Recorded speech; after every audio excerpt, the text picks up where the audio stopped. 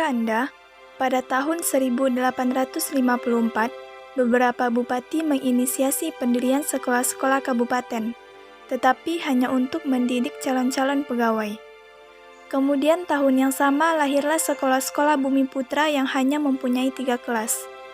Rakyat hanya diberikan pengajaran membaca, menulis, dan berhitung seperlunya, dan hanya mendidik orang-orang pembantu dalam mendukung usaha dagang mereka.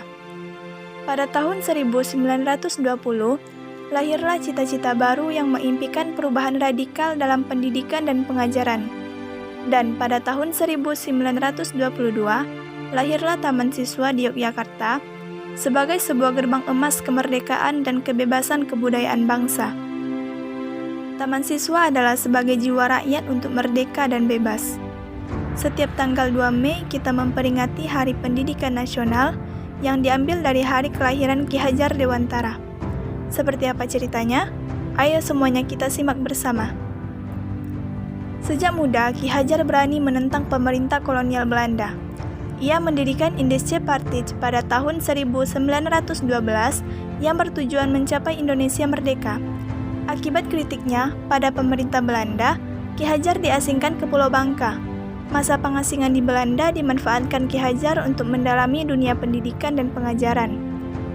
Pada tahun 1919, Ki Hajar kembali ke tanah air dan terus mengkritik pemerintahan kolonial Belanda lewat tulisan-tulisannya. Akibatnya, ia pun sering keluar masuk penjara. Tanggal 3 Juli 1922, Ki Hajar mendirikan lembaga pendidikan Taman Siswa. Perguruan ini memiliki semboyan Ing Ngarso Sung Tulodo, Ing Madio Mangunkarso Tutwuri Handayani. Artinya, di depan memberi contoh, di tengah membangun semangat, dan di belakang memberi dorongan. Setelah Indonesia merdeka, Presiden Soekarno mengangkat Ki Hajar sebagai Menteri Pendidikan pertama. Filosofi Ki Hajar adalah filosofi tentang perubahan. Pada saat ini, tantangan kita adalah bagaimana menjawab revolusi industri 4.0. Tahukah kamu, dari tahun 1947 sampai 2013, Indonesia telah mengalami perubahan kurikulum pendidikan sebanyak 11 kali.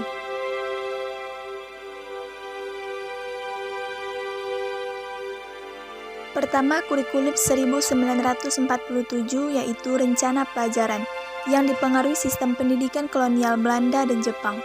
Kehidupan berbangsa saat itu masih dalam semangat juang merebut kemerdekaan.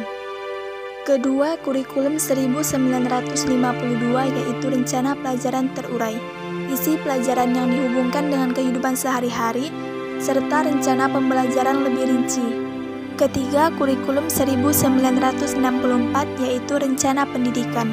Ciri dari kurikulum ini adalah pemerintah mempunyai keinginan agar rakyat mendapat pengetahuan akademik untuk pembekalan pada jenjang SD, sehingga pembelajaran dipusatkan pada program Pancawardhana yang meliputi pengembangan daya cipta, rasa, karsa, karya, dan moral.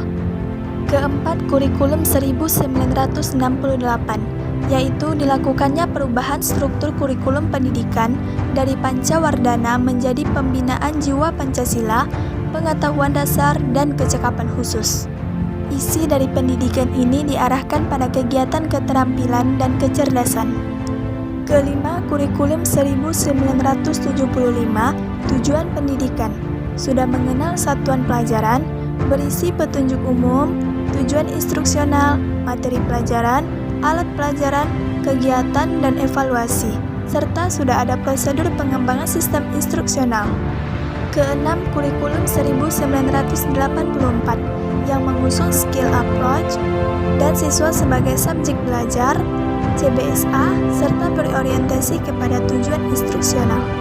Nah, kurikulum yang terkenal di Indonesia yaitu kurikulum pendidikan 1994, yang mana kurikulum 1994 disusun sebagai langkah untuk menyempurnakan kurikulum 1984 dan dilaksanakan sesuai dengan Undang-Undang Nomor 2 Tahun 1989. Ciri-ciri dari kurikulum pendidikan 1994 yaitu: